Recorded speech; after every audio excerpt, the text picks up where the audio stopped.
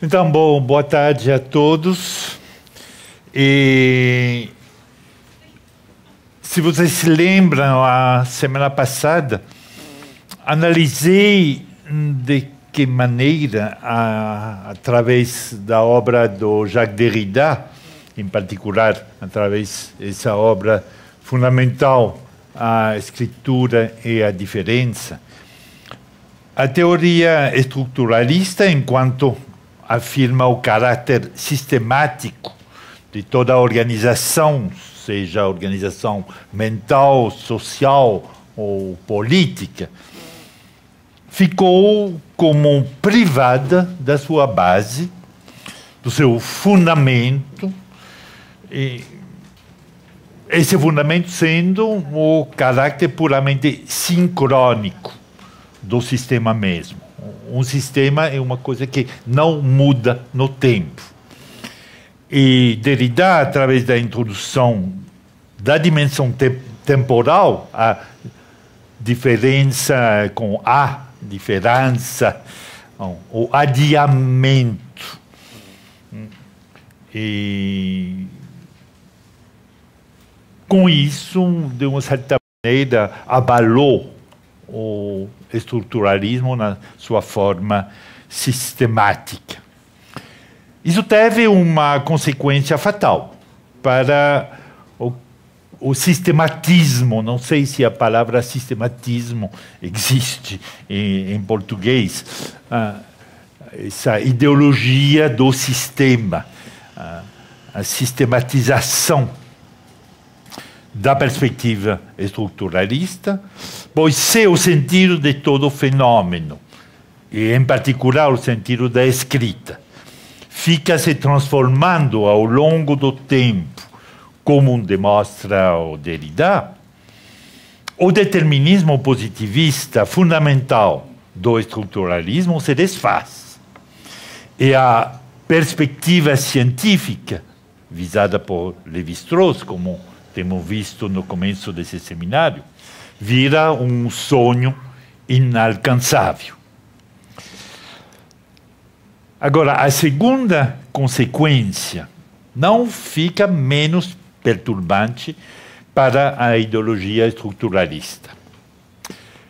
Lembremos primeiro que, como consequência do caráter todo-poderoso da estrutura, do sistema, qual que seja a palavra que se usa, sistema, estrutura, também instituição.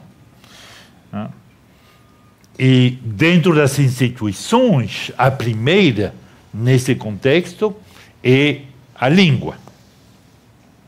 Então, como consequência do caráter todo-poderoso dessas instituições, os fenômenos culturais ou sociais apareciam como fenômenos ou acontecimentos sem sujeito. Isso remete a toda a discussão que a gente já teve no segundo, no terceiro seminário. Recordamos a famosa frase de Althusser: a história é um processo sem sujeito. Mas, desde o momento em que foi comprovado que não existe um sentido determinado, que não existe um sentido definitivo, fixo, pela razão que o processo de significação é um processo sem fim, um processo nunca acabado, sempre aberto para novas interpretações, por exemplo. Desde esse momento, várias figuras do sujeito, né, desse sujeito que tinha desaparecido, reapareceram. Por exemplo, o sujeito escrevendo. O sujeito escrevendo, sempre ativo do desdobramento dos sentidos, desses sentidos escondidos na espessura das palavras. O sujeito escrevendo é responsável desse deprime um desdobramento, do qual se falou a semana passada.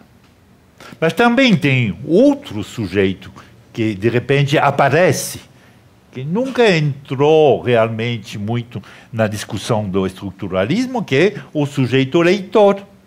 Ele reaparece, sujeito que está permanentemente à busca de uma compreensão, de um sentido, tentando de entender os sentidos, construindo e desconstruindo também as camadas dos sentidos, com o fim de elaborar para ele algo que possa lhe servir de sentido. Então, vemos que com essa reintrodução de um processo de significação que se desenvolve no tempo, reaparece, obviamente, porque ele tinha desaparecido também com relação com a desaparição da história mesma. Assim, de um lado, a possibilidade de determinar um sentido único a cada um dos fenômenos aparecendo dentro do sistema escapa ao pesquisador, porque ele seria na impossibilidade de atribuir, ou se é o pesquisador na história, ou eventualmente o sociólogo, ele nunca se encontra mais na situação de dizer a verdade, porque o sentido está sempre se reconstruindo. Então, essa impossibilidade para o pesquisador, para o historiador, para o sociólogo, essa impossibilidade de dizer uma verdade definitiva, está tudo bem do meu ponto de vista. Está tudo bem porque o historiador, o sociólogo, tem que saber que ele trabalha numa situação, num tempo dado, não numa eternidade capaz de produzir uma verdade definitiva. Mas, do outro lado, e conjuntamente com essa impossibilidade, aparece uma atividade tanto fundamental como aquela do pesquisador científico, que é a atividade crítica como tal, a atividade hermenêutica do mesmo pesquisador. Se ele não pode pretender a verdade definitiva, pode sim pretender a uma atividade crítica, a construção do significado no tempo. Então, ele já não é essa figura tradicional do Wahrsager, como se dizia em alemão, quem pode dizer a verdade. Ele se transforma num crítico que está permanentemente à busca dos sentidos, e essa busca dos sentidos constitui a atividade específica do pesquisador. Aliás, a busca de sentidos, a hermenêutica, vira a definição mesma da condição humana. Vira a característica do homem imerso, que se percebe a si mesmo imerso num universo de signos enigmáticos. Enigmáticos não por ser enigmáticos em si, não se trata de uma metafísica do enigmático, mas se trata do fato da impossibilidade de fixar definitivamente o sentido, porque a produção do sentido é um processo, ele mesmo, histórico. Notei no último seminário o papel da escrita e, portanto, da literatura nesse processo de deconstrução do sistematismo, outra vez essa palavra sistematismo, deconstrução do sistematismo estruturalista. E temos visto, através da obra de Nathalie Sarraute, como uma, como chama isso, uma vibração se apoderava das estruturas. Não, as estruturas normalmente estão fixas, são duras, é aço. E, de repente, através do texto literário, em particular, no caso de Nathalie Sarraut, tinha tentado dar a impressão de que uma certa vibração se apodera das estruturas, como, em geral, dos sistemas rígidos e fixos, que seja o sistema da língua, que sejam as construções sociais também. Então, tudo isso entra num certo movimento, através da experiência da escrita, da escritura. E como eles perdiam a sua rigidez para entrar num sistema flexível de deconstrução, reconstrução. E como, finalmente, o estruturalismo, ele mesmo, passava da sua forma, digamos, ideológica fixista para um sistema que Lucien Goldman teria chamado, porque ele chamava o seu próprio sistema de estruturalismo genético. Vocês notam, claro, o caráter paradoxal dessa palavra, estruturalismo genético. Então, a estrutura, sim, mas a estrutura está tomada, está inserada num processo histórico. De maneira que temos permanentemente estruturas que se constroem, que chegam ao que o Jean Piaget chama de um estado de equilíbrio. Então, a estrutura existe num pequeno tempo, talvez num tempão mais grande, mas é efêmero esse momento do equilíbrio da estrutura, e, de repente, a estrutura se desfaz e outros eventos, outras capas culturais, outras camadas sociais tomam o poder dentro da estrutura, seja uma estrutura social, seja uma estrutura puramente intelectual. A descrição que estou dando do estruturalismo, dessa história intelectual dos anos 60, também segue esse tipo de processo. A gente vê como se constrói o estruturalismo e como se deconstrói o estruturalismo, e, ao mesmo tempo, como se constrói outra coisa. É um processo, ao meu ver, o processo geral de transformação dos eventos, sejam intelectuais, sociais, na sociedade, nas nossas sociedades.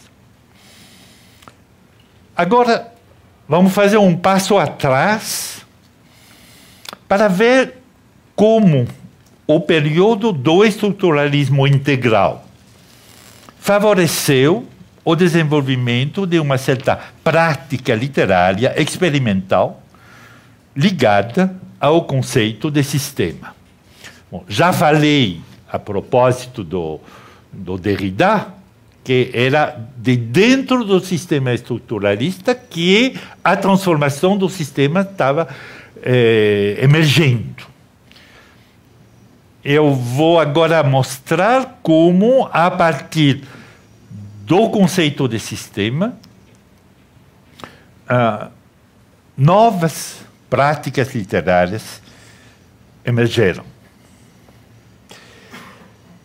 Então, vou dedicar um momento à literatura experimental na época do estruturalismo integral. E para introduzir essas breves reflexões, quero citar uma frase explicitíssima do Derrida a propos do papel do experimentalismo dentro de um momento histórico como o momento do estruturalismo.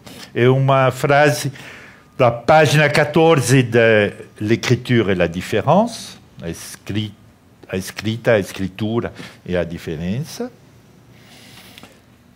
Derrida diz o seguinte: é nas épocas de deslocamento histórico, de deslocação histórica, quando somos expulsos do lugar, que se desenvolve como para si mesmo essa paixão estruturalista, aquela que é, ao mesmo tempo, uma maneira de raiva experimental e um esquematismo proliferante. Bom, essa frase me parece muito interessante para a minha demonstração, de uma certa maneira, porque confirma os dois eixos da minha demonstração. Primeiro, o fenômeno estruturalista está ligado a uma conjuntura moral e política externa à esfera intelectual, o que tentei de demonstrar a propósito do caso francês nos anos 50, 60. E segundo aspecto, ele provoca como o seu antídoto uma raiva experimental, quer dizer, uma reação violenta contra o esquematismo que virou hegemônico. O sintomático desse duplo movimento é que o espírito de investigação experimental vai buscar as suas bases precisamente nas regras constitutivas do esquematismo. Por exemplo, de acordo com a ideologia estruturalista hegemônica, a literatura ela também é um processo sem sujeito, como já falei anteriormente. Quer dizer, o sujeito autor não ocupa um lugar privilegiado com respeito à escritura, para a concepção estruturalista da literatura. E, consequentemente, a escritura também é um processo sem sujeito. Atitude provocativa e, ao mesmo tempo, crença sincera. Esse conceito leva boa parte da nova geração de escritores, conceito de uma escrita sem sujeito. Boa parte da nova geração de escritores novos a aproveitar-se da desqualificação do sujeito psicológico e social para desqualificar o sujeito autor.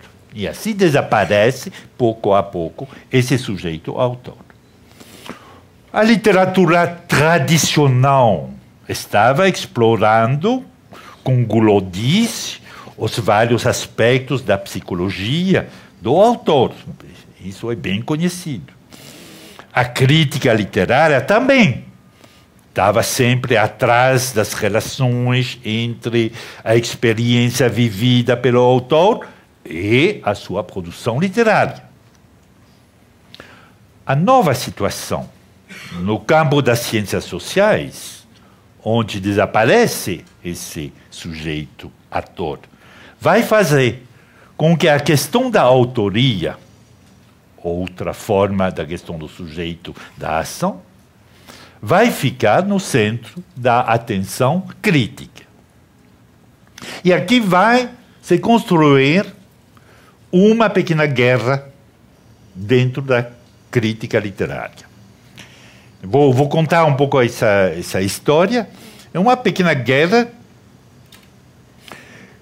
que foi desencadeada como uma reação da crítica literária acadêmica tradicional, no momento em que uma nova crítica, apoiada sobre as ciências sociais, estava dissolvendo a função tradicional do autor em proveito dos discursos, bom, palavra tipicamente na época Foucauldiana, de Michel Foucault, em proveito dos discursos que estabeleciam as prioridades das estruturas. O discurso marxista, o discurso sociológico em geral, o discurso psicoanalítico, todos esses discursos falavam do que tinha uma prioridade à estrutura e, por consequência,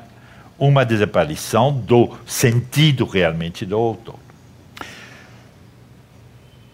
No campo da crítica acadêmica, de maneira geral, esse movimento de defesa da crítica tradicional, defesa anti-estruturalista, na medida em que todos os exponentes da nova crítica, seja o Roland Barthes, seja o Lucien Goldman, seja o Jean Rousset, o Jean Starobinski, todos eram mais ou menos, e cada um do seu jeito, com uma singularidade pessoal, mas eram quase todos perto do estruturalismo.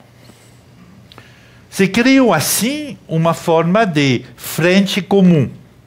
De um lado, a crítica historicista, acadêmica, positivista, tradicional, e do outro, as várias formas de crítica que eu chamaria de exogênia, né?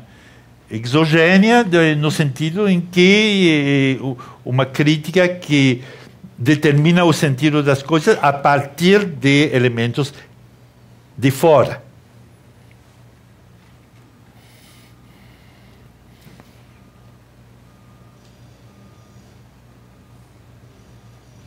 Seja o elemento explicativo, a língua, a sociedade ou inconsciente, dependendo se você era mais psicoanalista, mais sociólogo, mais linguista, etc. Entre eles, os exponentes de cada uma dessas tendências brigavam, claro.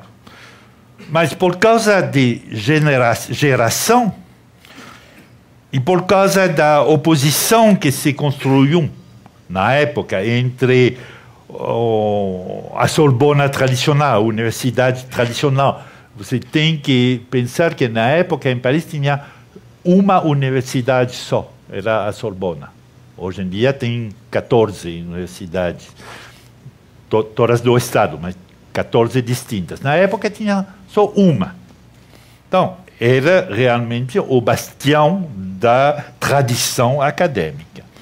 E tinha outras instituições, a École Normale Supérieure e, em particular, a Escola de Altos Estudos, que era onde o novo estruturalismo estava se desenvolvendo. Então, a oposição intelectual, ao mesmo tempo, ficou uma oposição institucional. É importante lembrar isso porque são processos intelectuais, mas que se transformam imediatamente em processos institucionais e sociais. E tudo isso vai desembocar em 1966, que é mais ou menos o momento realmente o auge do estruturalismo, o começo da decadência. Num encontro que se reuniu na Normandia, no castelo de Cerisy, um encontro, um congresso chamado Os Caminhos Atuais da Crítica. E esse encontro foi um pouco o foco da construção da nova crítica sob a influência do estruturalismo na França. Havia lá reunidos todas as tendências da nova crítica. linguística, semiótica, psicanalítica, sociológica, existencialista mesmo, tudo, menos a história literária tradicional, menos a Sorbona. Havia todas as tendências, mas não as figuras mais importantes. Por quê? É uma conjunção muito interessante, porque nesse ano, não só nesse ano, nesse mês de setembro de 1966, nessa mesma semana quase, teve outro congresso onde todas as figuras do estruturalismo francês estavam convidadas nos Estados Unidos, na Universidade de Johns Hopkins, para um congresso que reunia, a convite de René Girard, do qual já falei a propósito de Goldman, os líderes do estruturalismo francês. Jacques Lacan, Jacques Derrida, Roland Barthes, Lucien Goldman, Jean Hippolyte, filósofo não realmente muito membro do grupo surrealista, mas pouco importa, Jean-Pierre Vernant, Tsvetan Todorov, Gérard Genette, Nicolas Ruvet. Derrida, quem estava na véspera de publicar L'écriture et la différence, que saiu 6 meses depois, foi convidado em cima da hora, mas aceitou, e desencadeou de uma vez, como Samson no Templo de Jerusalém, o processo de caída do templo do estruturalismo. Bom, essa comparação não é minha, é uma comparação que foi feita por um dos organizadores do Congresso de Johns Hopkins, Maxey. O título da palestra do Derrida era Estrutura, Signo, Jogo no discurso das ciências humanas. E você vê como a palavra jogo, de repente, está deconstruindo a sistematização da estrutura e do signo. Era claramente uma provocação contra o Lévi-Strauss, e isso desencadeou o que se chama o pós-estruturalismo. Não vou utilizar muito essa palavra, mas para o cenário norte-americano é uma palavra fundamental. Da mesma maneira que eles chamam todos esses filósofos semióticos, sociólogos, etc., que foram convidados em Johns Hopkins, isso se chama French Theory. Então, no Congresso da França, Congresso Os Caminhos Atuais da Crítica, que se reunia no solo francês, havia, pois, os representantes, não as figuras, os representantes mais jovens das tendências presentes nos Estados Unidos, ao lado de mestres da geração anterior, que, de uma maneira ou de outra, não se identificavam com a história literária tradicional. Para falar em mim, eu representava Goldman em Cerisy, quando ele estava em Johns Hopkins. Né? Era um pouco o vicário do chamado estruturalismo genético na época. E isso foi, para mim, a minha primeira palestra em público, em setembro de 1966. O ponto fundamental da virada teórica da crítica literária, mas também da literatura mesma, reside, evidentemente, na definição da literatura, da nova definição da literatura, sob a pressão do estruturalismo, definição da literatura como texto.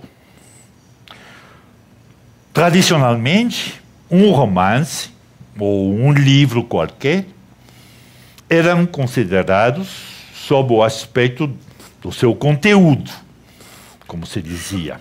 E o conteúdo de um texto literário era a história contada, os temas tratados, os valores exemplificados e várias outras coisas, evidentemente. Então, esses diversos elementos constituíam a mensagem literária. Tanto mais importante na França, que a literatura fazia, e ainda faz, parte da base mesmo do ensino secundário. Então, a definição da literatura é uma coisa séria na França. Vocês sabem, talvez, que todos os nossos presidentes, até o Sarkozy, excluído, pretendiam ser autor de literatura. O Giscard d'Estaing se sonhava como Maupassant. Escreveu, de verdade, dois livros de prosa, assim, de romances. Bom, não vou qualificar, não vou fazer crítica literária dos nossos presidentes. Agora, mas só para dizer a importância simbólica da literatura na tradição até política francesa. E por isso o papel da literatura no ensino secundário é fundamental. Então a definição do que é a literatura também é fundamental e politicamente é importante. Então, de repente, a literatura virava texto. Quer dizer, uma estrutura de caráter linguístico e semiótico. É um momento para, talvez, responder a Ana Luísa, que perguntou a propósito dessa definição. Vou ler a pergunta. A Ana Luísa fez duas perguntas. A primeira, a pergunta é a seguinte: com base no quadro de transformações trazado na última aula, a partir de questões colocadas pela literatura, poderia comentar a redefinição do conceito de texto e seu transbordamento para outros campos artísticos, em que passará muitas vezes a se sobrepor ao conceito mais tradicional de obra. Bom, é uma questão fundamental, a transformação da definição da literatura em texto, da obra. Bom, eu vou tentar comentar essa questão. A segunda, que toca a questão da dobra, vou deixar para mais tarde, porque vou voltar à questão da dobra. Então, vou deixar para mais tarde.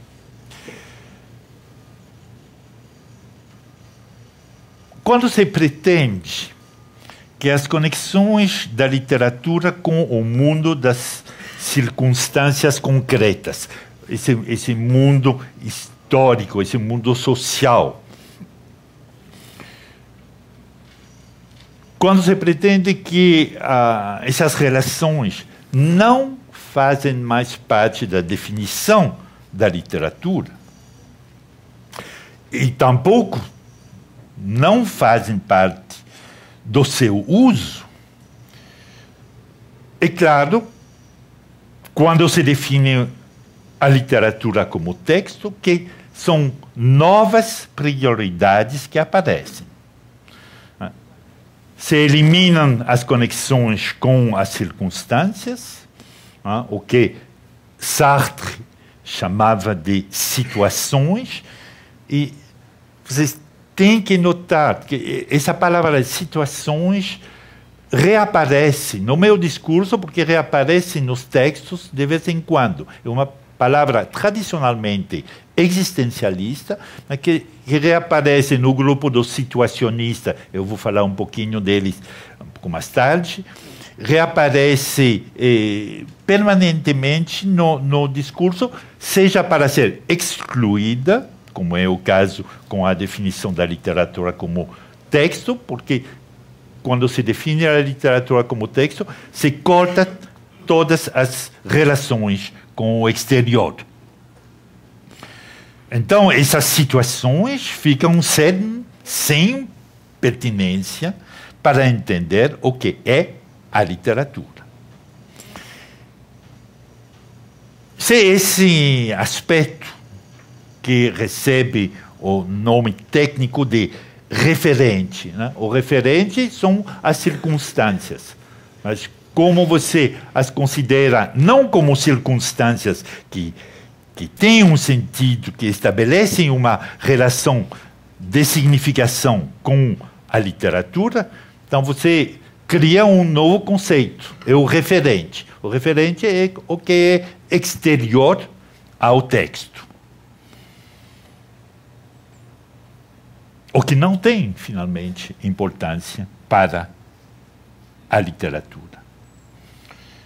Porque toda atenção deve ser orientada para as novas preocupações, novas temáticas e para os novos jogos formais, capazes também de valorizar os novos saberes, a semiótica, a linguística, se vale também, se valoriza aos olhos do público intelectual, em dando uma nova definição da literatura.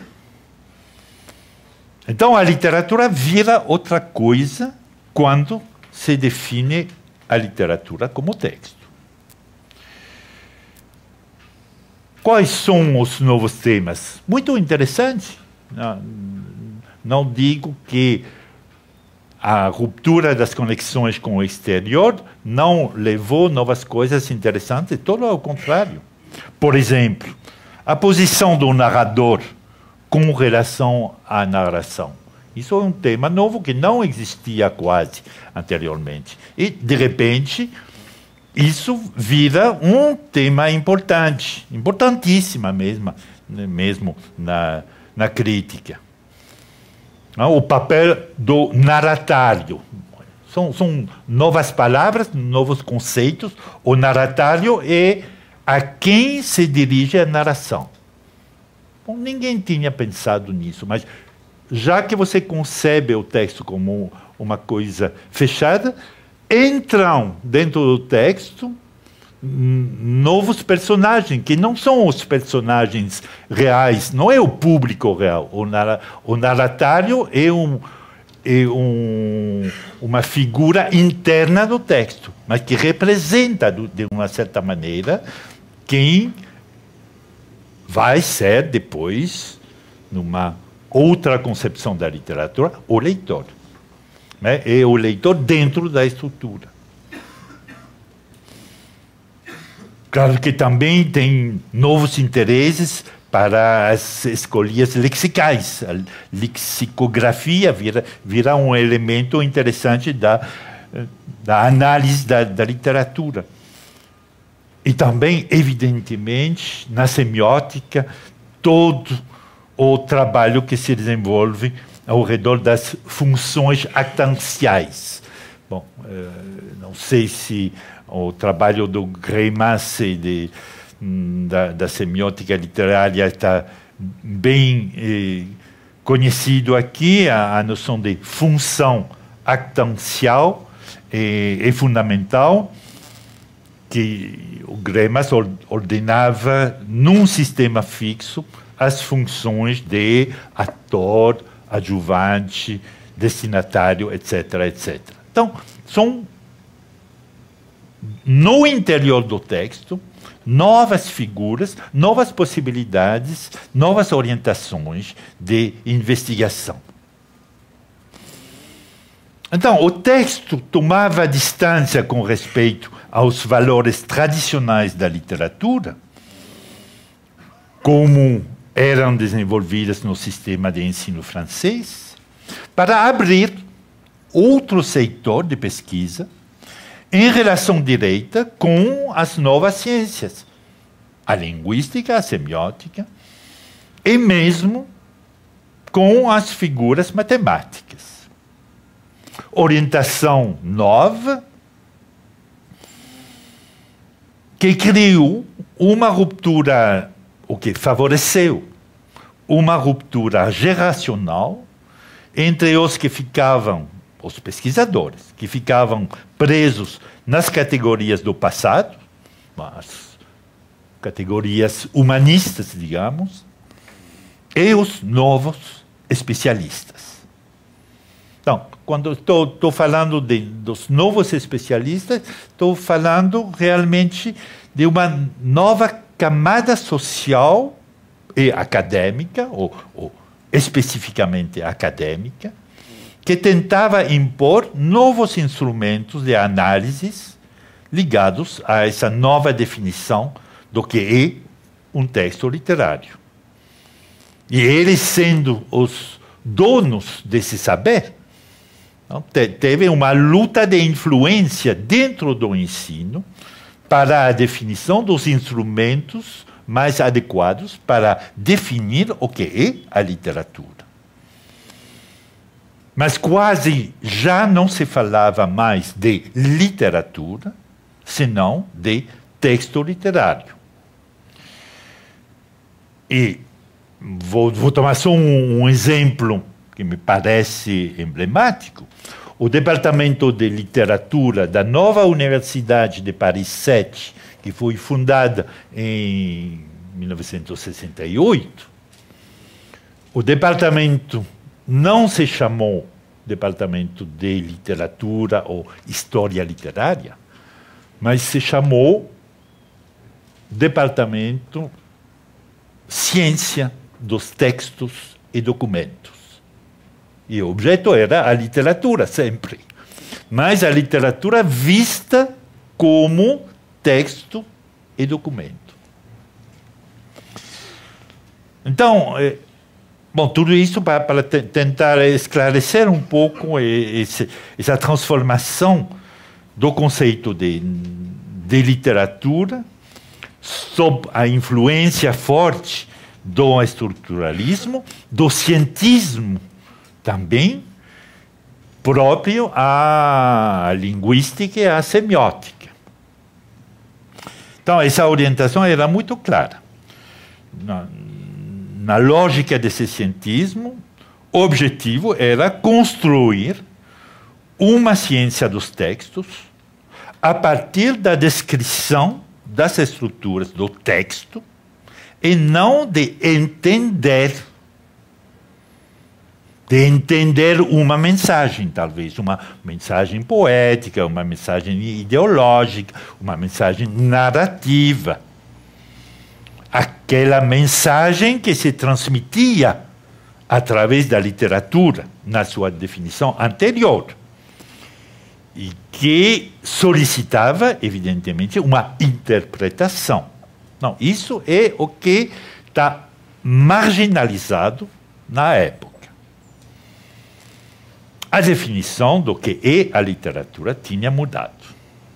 A nova ciência dos textos, apoiada na linguística e na semiótica, criava também essa nova camada social, os novos professores, os novos especialistas nessas disciplinas, que se tornaram professores de literatura. E isso favoreceu a elaboração também de todo um material pedagógico novo, novos livros para o ensino da literatura. Ensino da literatura na sua dimensão textual, óbvio. Bom, essas considerações institucionais, que ficam um pouco à margem da questão, mas acho importante sempre lembrar que cada ruptura numa instituição tão importante como o ensino leva consigo efeitos intelectuais, mas também institucionais fundamentais. E isso foi o programa crítico das universidades após 68, transformar o conceito de literatura. O crítico literário vira especialista das formas, mais do que analista das relações entre essas figuras que, no momento, ficavam como figura do passado, o autor, o mundo e, no meio, claro, sempre a escrita, a escritura. Esses três conceitos, autor, escritura, mundo, não eram mais de moda, todo ao contrário. E isso tem várias consequências do lado do escritor também. A literatura tinha, muitas vezes, um conteúdo ligado à biografia, à experiência pessoal do escritor. Daí para frente, esse aspecto desaparece da produção literária de vanguarda. Falar de si mesmo parece uma atitude reacionária, ultrapassada.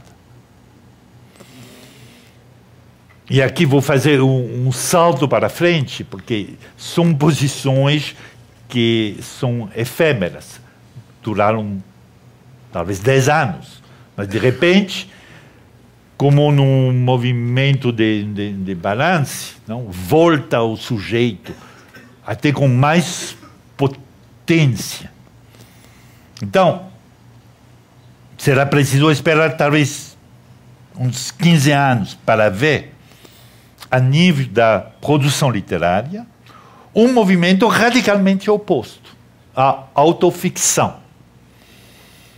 E aqui tem uma personagem, uma figura interessante, que é o Serge Dubrovsky. Não sei se os seus livros... Bom, ele era crítico literário primeiro, e ficou escritor. Ele representava, quando conheci ele em Cerisy, em 66, ele era um sartriano ortodoxo. Tinha escrito um livro muito lindo sobre Corneille e bom, representava, de uma certa maneira, o sartrismo nesse congresso Os Caminhos Atuais da Crítica. Mas 10 anos mais tarde,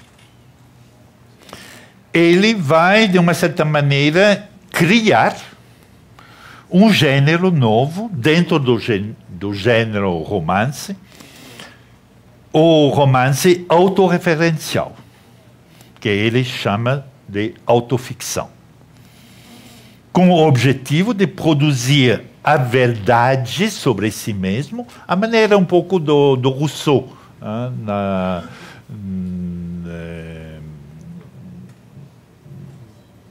nas Confissões. Essa tentativa de dizer tudo a partir de um tipo de testemunho autobiográfico, uma tentativa sem piedade de falar de si, de falar a verdade de si. Tá, na literatura é sempre o mesmo problema, falar a verdade. Agora, como? Quais são os dispositivos para falar dessa verdade? Então, temos em 10 anos a desaparição do sujeito como objeto possível de uma literatura. É obsceno falar de si, de falar da biografia. E 10 anos depois, ou 15 anos depois, volta a biografia, volta a autobiografia, se cria a autoficção, e mesmo vários autores do Nouveau Roman, como Robbe Grillet, vão escrever ele mesmo autobiografia. Então, se nota esse movimento. E aqui quero talvez responder a outra pergunta que me foi mandada, foi enviada por Aline Leal. A questão é a seguinte. Na sua última aula, a partir da reflexão do romance de Nathalie Sarraute, que não conheço, acho que não foi publicado no Brasil, tá falando de tropismo, é o conceito apresentado de tropismo, que seria a permeabilidade do sujeito aos movimentos dos discursos que interpelam o sujeito. É a relação dialética, sempre renovada, entre sujeito e objeto. Fiquei pensando um pouco em relação às obras literárias de testemunho. E aqui entra a questão do testemunho, que vou tentar desenvolver um pouquinho. Bom, o testemunho muito comum no Brasil, sobretudo em relação às experiências da ditadura, mas também provenientes de outros grupos, geralmente oprimidos e minoritários. Por exemplo, o testemunho do Luco, que relata sua experiência em uma clínica psiquiátrica. Como pensar a relação entre sujeito e objeto nessa voz em que a individualidade e a sociabilidade é simultaneamente dissolvida e afirmada? E em que medida o selo do testemunho, como discurso de minoria, ao mesmo tempo que corrobora uma voz da diferença, cai na armadilha da desqualificação? Bom, é uma questão muito forte, muito importante e muito interessante, porque aponta para, em particular, tem vários aspectos nessa questão, para a questão da possibilidade de distanciamento crítico do escritor-narrador, ou mesmo historiador ou sociólogo, com respeito aos acontecimentos. O Dubrovsky se trata a ele mesmo como um Luco. Não tem realmente diferença. A questão é, pois, a questão da sinceridade, que muitas vezes pode levar para uma certa complacência mórbida. Muitas vezes é o caso com Dubrovsky e com outros escritores que tomam o seu caso psicológico, caso social, como elemento fundamental. Essa sinceridade é a palavra-chave e talvez o mito central da problemática do testemunho. Bom, o testemunho é um gênero, tem bibliotecas sobre a questão do testemunho, não vou poder analisar na sua complexidade a questão do testemunho.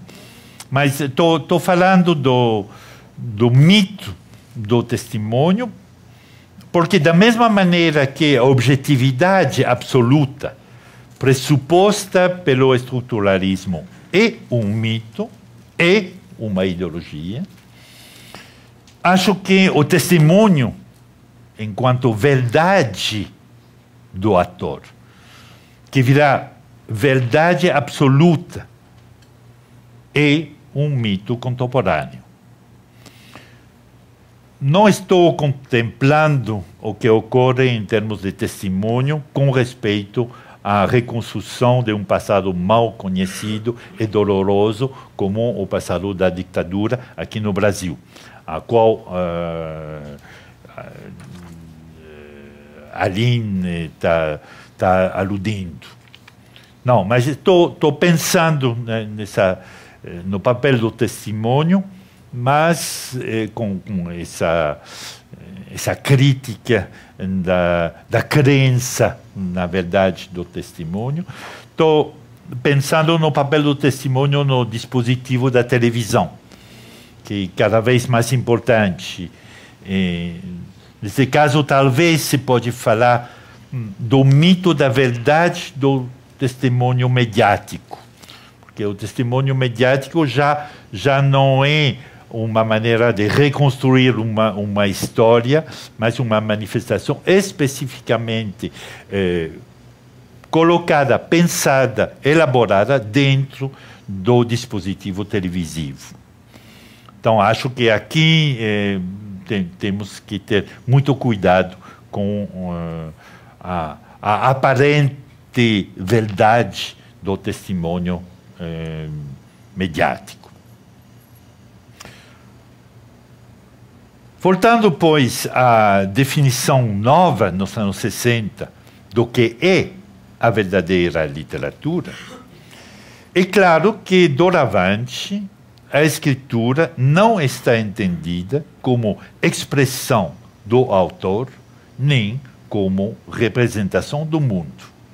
Ela está trabalhando na língua, ela é um jogo de formas e, consequentemente, o discurso crítico não tem que se interessar para referente nenhum, nem o autor, nem as circunstâncias históricas ou políticas, como já expliquei, a propósito da relação com as guerras coloniais. Com essas revistas e esses movimentos, teve realmente uma produção literária de centenas de livros que, no momento, apareciam como a literatura, o que a literatura deveria ser. Hoje eu vou falar só de um grupo muito especial, que se chama, vou escrever o nome, porque o nome é um pouco... O grupo se chama Oulipo. Oulipo. O é ouvroir,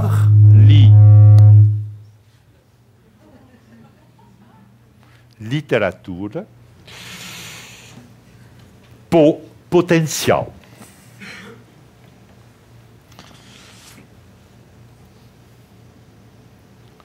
Ao mesmo tempo, essas novas ferramentas elaboradas pela narratologia e a semiótica permitem, então, de enriquecer, reorientar a leitura da literatura. Eu vou citar um crítico, talvez quem foi o mais conhecido na época, que se chama Jean Ricardou. Ele inventou, da mesma maneira que a Universidade de Paris 7 inventou um novo nome para o Departamento de Literatura, ele inventou uma nova ciência. Já tinha linguística, tinha semiótica, ele inventou uma nova ciência. Bom, é bom, porque ele era o dono dessa ciência, né? Se chamava a textique, né? Como semiotique, a ciência dos signos, a textique era a ciência do texto, é óbvio. Então, era um movimento, e ainda tem alguns críticos que se empenham em descrever a sistematicidade textual, mesmo hoje.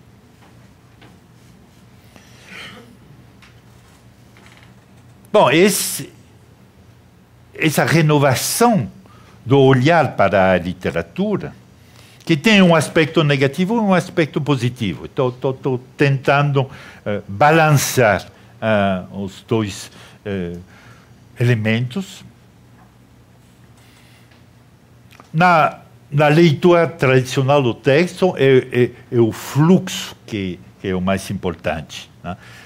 Mas quando o romance deixa de ser uma sequência sem brechas de assuntos biográficos ou não, sequência que culmina num final, né? o happy end, ou a catástrofe. Ou seja, bom, é uma certa definição da leitura. Você está levado para o final. Quando você abandona esse tipo de modelo de leitura, novas maneiras de ler o texto viram possível. A crítica pode ficar mais atenta, por exemplo, a certas características, como a estratificação de várias camadas de texto. Cada uma dessas camadas tendo uma certa autonomia.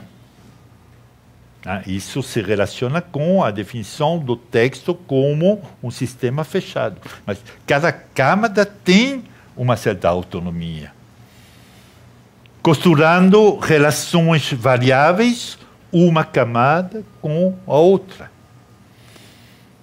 É interessante constatar como o modelo musical tomou aqui, nesse momento, no meio dos anos 60, uma importância nova nessa circunstância. Bom, já Lévi-Strauss havia utilizado a metáfora musical nas suas descrições das relações entre os elementos dos mitos.